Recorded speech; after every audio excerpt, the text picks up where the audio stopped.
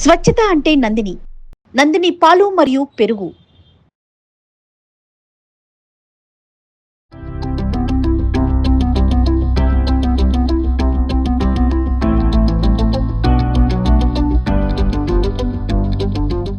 Nandini milk సమర్పించి Ugadi special programme కి స్వాగతం. నమస్తే రమగారు. నమస్తే జయ. రమగారు, ఉగాది శుభాకాంక్షలు.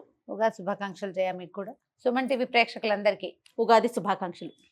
Right, very good. ఉగాది పచ్చడి గురించి మాట్లాడుకున్నాం, ఉగాది విశిష్టత మాట్లాడుకున్నాం. ఉగాదికి కొన్ని వంటకాలు ప్రత్యేకించి చేసుకుంటాం. పచ్చడితో పాటుగా ఒక్కొక్క ప్రాంతంలో ఒక్కొక్కటి చేస్తారు. ఇక్కడ భక్ష్యాలు అంటారు, మనం బొబ్బట్లు అంటాం. మరి నందిని నెయ్యి వేసి స్వచ్ఛంగా పవిత్రంగా బొబ్బట్లు చేసేసుకుందాం. ఏమంటారు? నేతి బొబ్బట్లు చేద్దాం. ఎస్. ఓకే.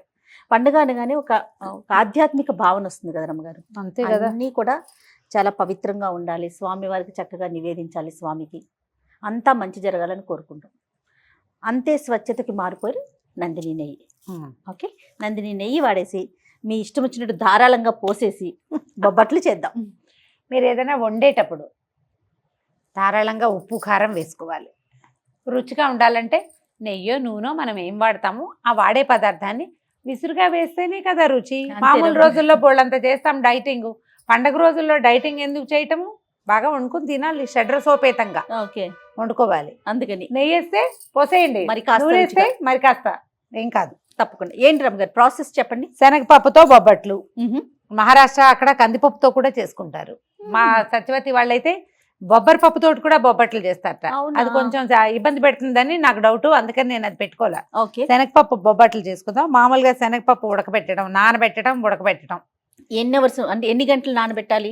కనీసం 1 గంట నానబెడితే చాలు. శనగపప్పు శుభ్రంగా 2-3 సార్లు కడిగేసి 1 గంట అయినా సరే కాసి నీళ్ళు పోసి పక్కన పెట్టండి. కొంచెం నానింది మృదువుగా ఉడుకుతుంది, అంతకంటే ఏం లేదు.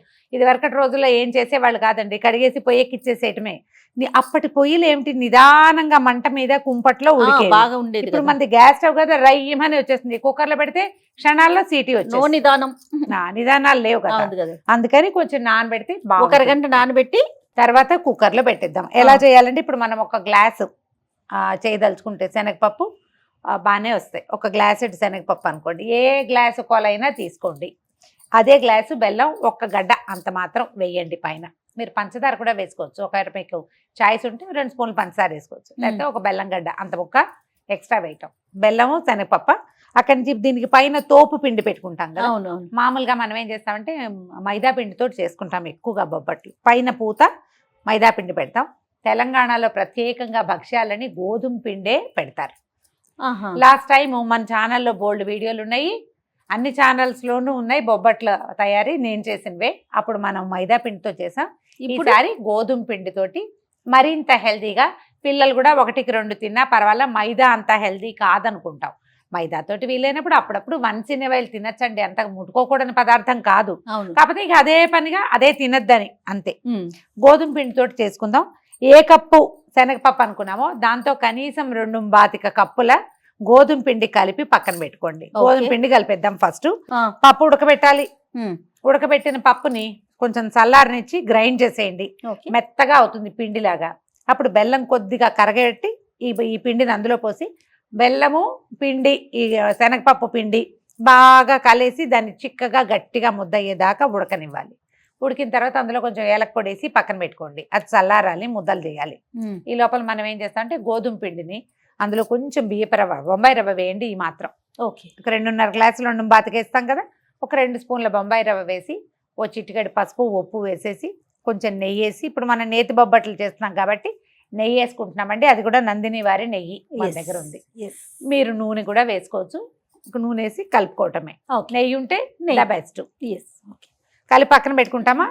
ఇప్పుడు ఈ పప్పు చల్లారి, మనం పాకం చల్లారి ఉండలు చేసుకున్నాక కొంచెం గోధుమ పిండి తీసుకోవటం, ఇది అందులో పెట్టడం, కవర్ చేయటం, ఈజీగా ఒత్తేసి కాల్చేసుకోవటం. అది కూడా నెయ్యి వేసి కాల్చుకుంటే బాగుంటుంది.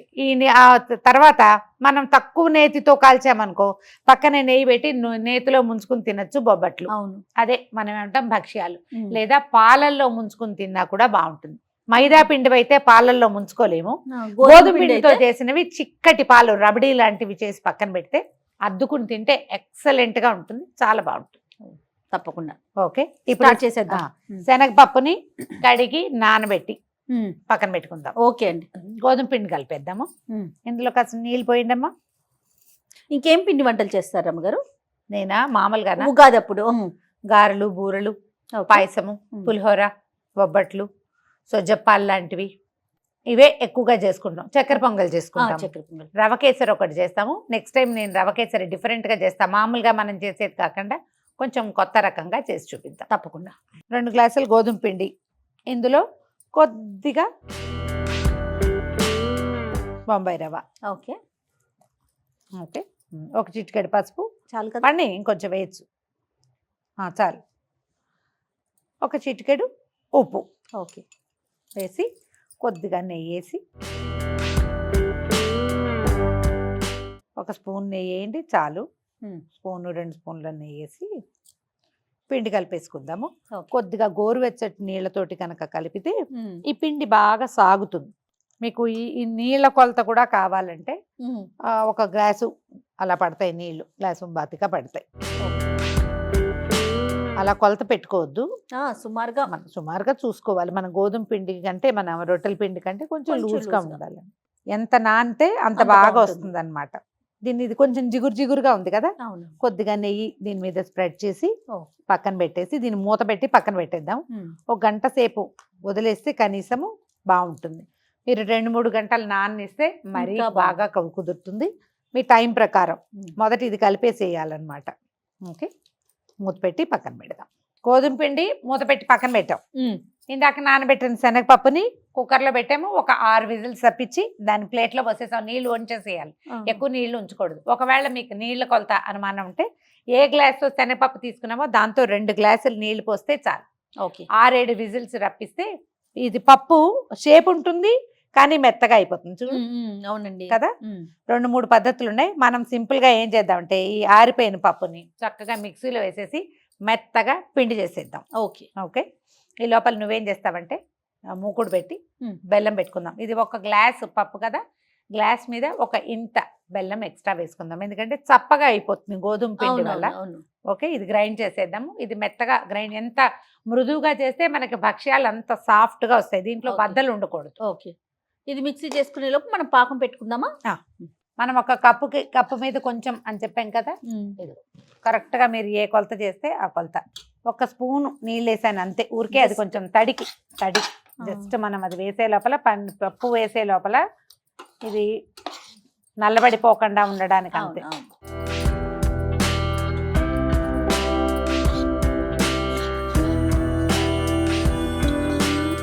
కొంచెం అటు ఇటు కదిపితే మనకి ఇది కరిగిపోతుంది. 1 స్పూన్ పంచదార వేసుకుంటే ఈ ప్రాసెస్ స్పీడప్ కూడా అవుతుంది అనమాట. ఒకవేళ కావాలంటే మీకు అభ్యంతరం అయితే వేసుకోవద్దు, లేదనుకుంటే ఇది కొంచెం కరగంగానే ఇది మనకి బెల్లం చూసుకోండి. బెల్లంలో గనక రాళ్ళు గీళ్ళు ఏమీ లేకుండా ఉంటే మనకి ఏ ప్రాబ్లము లేదు. ఇంకేం చెయ్యక్కర్లా, దీన్ని వడబోయటాలు వ్యవహారాలు ఏమీ లేదు.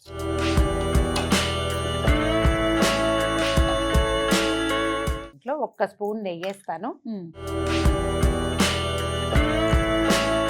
బెల్లం చాలా పెద్ద పాకం రావాలన్న ఆలోచన ఏం చెయ్యక్కర్లేదు, జస్ట్ కరిగితే చాలా.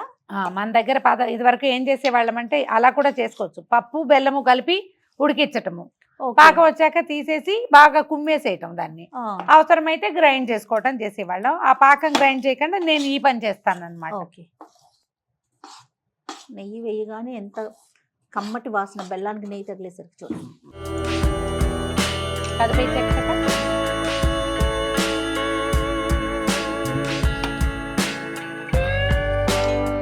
ఇందులో తడేలాగా ఉంటుంది కదా. అవునండి, అది ఇది కలిసి తొందరగా వచ్చేస్తుంది అనమాట. ఇది స్పీడ్ గా అయిపోతుంది. కొంచెం చిన్న గరిటె తీసుకోండి, స్పీడ్ గా చెయ్యి ఆడించండి చాలు. ఈ పిండి తగిలేసరికి ఆటోమేటిక్ గా ఈ పాకం సెట్ అయిపోతుంది. కొంచెం చిన్నది అట్ల కాడ కదా, అవునవును, అలా కాకుండా గరిటె లాంటిది అయితే ఈ బెల్లం కొద్దిగా చిన్న గడ్డ ఉందిగా, అది 1 నిమిషంలో వేడి చూసుకోండి. రాళ్ళు గనక కాస్త బెల్లం గట్టిగా ఉంటే దాన్ని కరిగిపోనిచ్చి పిండి వేసుకుంటే మీకు ఇంకా వీలుగా వచ్చేస్తుంది నిమిషంలో. ఇగో జయ రమ్మగారు, బెల్లం మొత్తం కరిగిపోయింది. ఆ. ఇదిగో పాకం వచ్చేసింది. ఉండ చూడు ఎంత కరెక్ట్ గా వచ్చిందో. కరెక్ట్ గా వచ్చిందండి. ఈ టైంలో Perfect. ఆపేస్తే సరిపోతుంది. మీరు 1-2 జాగ్రత్తలు తీసుకోవాల్సింది ఏంటంటే ఆ, బెల్లం, గట్టి బెల్లం సుద్దల్లాగా రాళ్లలాగా ఉంటే మాత్రం అది పూర్తిగా కరిగాక పప్పు పిండి వేసేసుకోండి. మరి కొంచెం ఒక చుక్క నీళ్ళు పోయండి, మీకు టెన్షన్ లేకుండా ఉంటుంది. Okay. పలచగా అవుతుంది, తర్వాత ఎట్లాగో పాకం వస్తుంది కాబట్టి భయం లేదు. ఇప్పుడు చూద్దాం ఉండ వస్తుందా రాదా. ఖచ్చితంగా వచ్చేస్తుంది. ఇదిగో అయిపోయి చల్లారాక ఇంకా గట్టిగా అవుతుంది.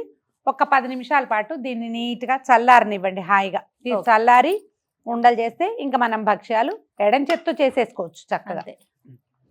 స్టవ్ ఆపేసి ఆపేసారు. దీన్ని పక్కన పెడదాం. ఉమ్, ఇగో పూర్ణం చల్లారిపోయింది. ఇలా నిమ్మకాయ సైజు ఉండలు చేసి పెట్టుకుందాం పక్కన. ఓకే. ఒక గ్లాస్ కొలతకి ఎన్ని వస్తాయో క్లియర్గా కనపడుతుంది జయ. ఉమ్, కొద్దిగా నేర్చేయి చేసుకుంటే ఉండ నున్నగా మృదువుగా వస్తుంది, నున్నగా వస్తుంది. ఓకే, అందాజుగా చేసి చూద్దాము. దీనికి ఇంచుమించుగా అంత సైజులో ఉన్న గోధుమ పిండి తీసుకోవాలి మనం. అందుకని మనం 1కి 2 పోసాం కదా, అవునవును. అందుకు.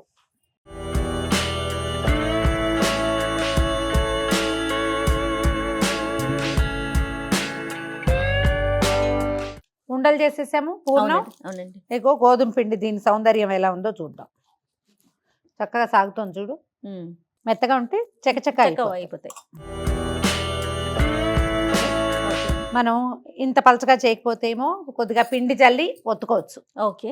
ఇప్పుడు మనం కొంచెం లూజ్గా చేసాం, కాస్త నెయ్యి తగిలిచ్చాం కదా, కొద్దిగా నెయ్యి వేసి నిదానంగా ఒత్తేసుకుంటే కాల్ చేసుకోవచ్చు. ఆల్రెడీ నెయ్యి వేసి ఉంచాం కదా, చూడ అతుక్కోవట్లేదు, ఈజీగానే వచ్చేస్తుంది. ఇంచుమించుగా మనకు అది ఎంత ఉందో సరిపోతుంది. అటు ఇటుగా అంతా తీసుకోవటమే. ఇది అడుగున మందంగా ఉంచుకుని అంచులు కొంచెం సాగదీసుకోవాలి మనం. అప్పుడు మనకి ఏంటంటే ఒత్తినప్పుడు ఈజీగా ఉంటుంది అనమాట. ఓకే. అలాగా దీన్ని పైకి లాగేయండి. మీకు మైదా పిండి అయితే ఇంకా స్పీడ్గా సాగుతుంది. గోధుమ పిండి కాబట్టి కొద్దిగా కాస్త స్లోగా ఉంటుంది అంతే. అన్ని పొదిగి పక్కన పెట్టుకోకుండా ఒక 5-6 చేసుకోవటము, ఒత్తుకోవటం. Okay sir. ఒక 4-5 చేసి పెట్టుకుని అప్పుడు ఒత్తుకుందామా. అట్లానే ఏమి రమ్మగారు చేసేస్తారా? చేసేద్దామమ్మా. కొద్దిగా నెయ్యో నూనె రాసుకుందాం. అవునా? నెయ్యి కాస్త తక్కువగా ఉంది కదా, ఇంకొంచెం వేసుకుందామా అందులో. అట్లానేనండి.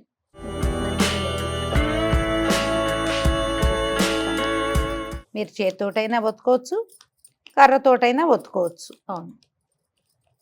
ఇది ఉండే పలచదనాన్ని బట్టి ప్లాన్ చేసుకోండి అంతే. మంచి రిచ్ ఎల్లో కలర్ ఉంది కదా జయ. అవును రమ్మగారు. వాసన కూడా ఎంత బాగుందో. ఇగో ఇలాగే వచ్చేస్తుంది. మనం చూడు తీయగలిగిన చేత్తోనే వచ్చేస్తుంది. మనం మైదా పిండితో చేస్తే ఏం చేస్తాము, అరిటాకు మీద కానీ కవర్ మీద కానీ అవును, చేసుకుంటాం వేస్తాం కదా. మనం ఇది రాతి మీద చేసుకోవచ్చు, అంత చేత్తోనే. పెద్ద ఇబ్బంది ఏం లేదు, చేసుకోవచ్చు. మీరు ఇది ఇంకా కొంచెం డ్రైగా కలుపుకుంటే పిండి బాగా ఇలా దీన్ని చుట్టూతా వచ్చేలాగా కూడా పెద్దవి చేసేసుకోవచ్చు. దీన్ని పై పిండి తాలూకు పలచదనము గట్టితనంతో ఈ ఒత్తుకునే సులువు కనపడుతుంది మనకి. నెయ్యి వేసుకోండి. చేతితో ఒత్తచ్చు,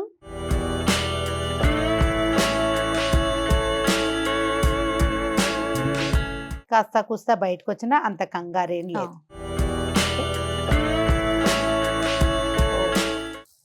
వేడి వేడి పెనం మీద వేసేసుకోవటమే వీటిని.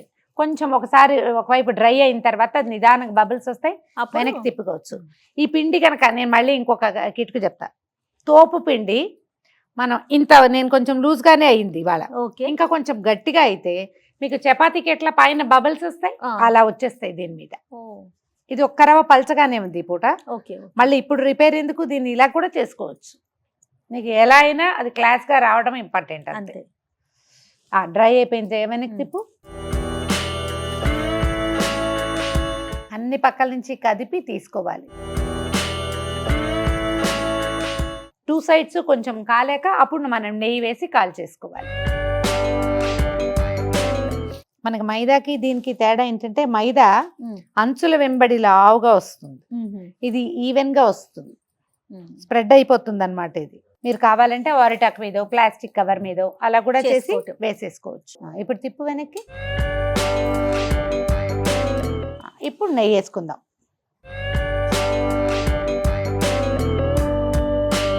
ఈ పై ఎత్తును కూడా రాస్తే వాసన చాలా బాగుంటుంది. ఒకదాని వెనకాల ఒకటం, ఇదిగో ఈ జుట్టు పొంగుతుంది, ఉమ్, ఉమ్, ఉమ్. వత్తటం, కాల్చేసుకోవటం. ఇద్దరుంటే బాగా కంఫర్టబుల్ గా అవుతుంది. సుజ్జప్పాల్లాగానే. అంతేగా. ఊర్లలో కర్ర బొబ్బట్లని చేసేవాళ్ళు. ఉహు. అంటే ఇదే పిండి కర్రతో టకటకటక ఒత్తేయటానికి అనమాట. ఓహో. ఒత్తేసి కాల్చుకుంటారు. ఇక్కడ కూడా మనకి భక్ష్యాలు తెలంగాణ ప్రాంతాల్లో అంతా కూడా ఉమ్. కర్రతో చేస్తారా? ఓకే. కర్రతో కొంచెం చేస్తారు. నెయ్యి వేస్తారా? తిరిగి ఇంకొకసారి వేసి దీన్ని పల్చగా చేయాలంటే ఇది చేయి తిరగటము ఒకటి, ఉమ్. ఒకటి రెండు సార్లు మందంగా వస్తాయి. క్రమంగా మనకి పల్చగా చేయడం చేయను వచ్చేస్తుంది. వచ్చేస్తుంది. చేయను వస్తుంది. 2-3 సార్లు చేసేసరికి వచ్చేస్తుంది. ఈ పై పిండితోటే ప్రధానమైనది అనమాట. అవును. లోపలిది ఎంత మృదువుగా ఉంది, పైది ఎంత సాఫ్ట్ గా ఉంది, అంతే. పొంగుతుంది చూడండి. పొంగుతుంది. అదే చెప్పాగా, కాస్త ఆ చేయగా మీకు 2-3 సార్లు చేసేసరికి రౌండ్ గాను వస్తుంది, పొంగుతుంది కూడా. పర్ఫెక్ట్ గా పొంగుతుంది చూడు. నీకు కావాలనుకుంటే కొద్దిగా నేర్చుక. చిన్నప్పుడు ఏం చేసేవాళ్ళు తెలుసా, అరటి ఆకు మధ్యలో ఇలా దూట ఉంటుంది కదా, అరటి ఆకుకు మధ్యలో దాన్ని కట్ చేసి పెట్టి దాన్ని ముంచి దాంతో ఇలా రాసేవాళ్ళు. లైట్ గా అంటుతుంది, అసలు అంటుతుంది అనమాట.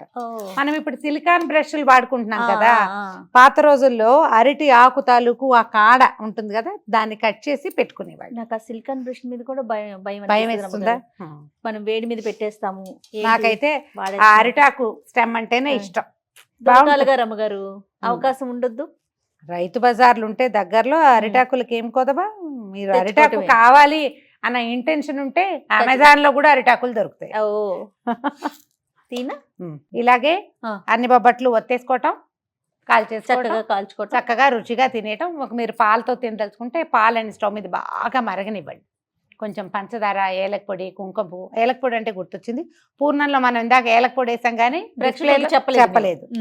ఏలక పొడి వేసుకుంటే బాగుంటుంది. కుంకుమ చక్కగా. పువ్వు, ఏలక పొడి, కొద్దిగా పిస్తా పప్పులు వేసి పాలను చిక్కగా మరగబెట్టాడు. చాలా మరీ రబడీలా చేయక్కర్లా, కొంచెం చిక్కగా చేస్తే చాలు.